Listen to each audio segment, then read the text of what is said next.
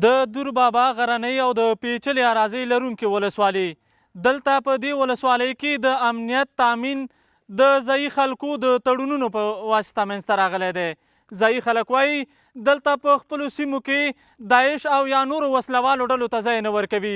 د دې ولسوالۍ ځایي اوسیدونکي وایي د قومي تړونونو له مخې هیچ چا ته اجازه نه ورکوي چې د دوی په سیمه کې وسلوال فعالیتونه ترسره کړي.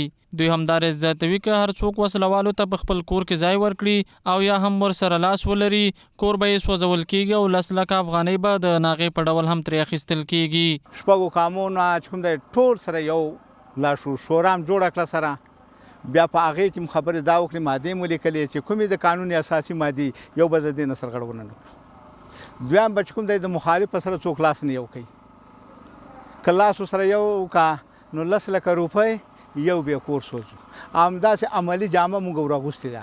څوک ناپېژندګله سړی ویني او نو هغه الاول مشرانو له ورکوي چې دلته داسې یو ناپېژندګله سړی دی هغه په همغه ساعت باندې نسي او هغه دلته د قانون منګولو ته سپاري. زموږ هر څه دلته د قومي په پرېکړو باندې شوي دي. دلته دور بابا ولسوالۍ ته چې کله داخلېږي دور بابا ولسوال سره به تماس کوي. هغوی بیا قومي مشر نه پوښتنه کوي دا میلمه ستاسو دی هغه راځي تر هغې پورې به دا د هغه سړي په ذمهواري کې وي چې بیرته نه وي وتلی.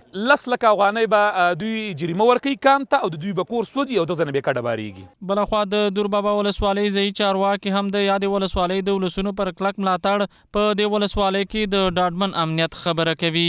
د دور بابا ولسوالۍ کې امنیت 6 قامونه دي 2 تعلیق شوراګانې دي ټولې د دولت په دغه ځای لکه څنګه د درېښې والا پولیس دي 2 تعلیق کاریګانو چې څومره پرسونل دي دا ټول همداسې په پولیس دي لکه څنګه دا پولیس دا معنا نه لري چې دغه سره د خپل وطن خدمتګاران دي خپل وطن ساتي او اول قدم کې دښمن پېژندلی دی.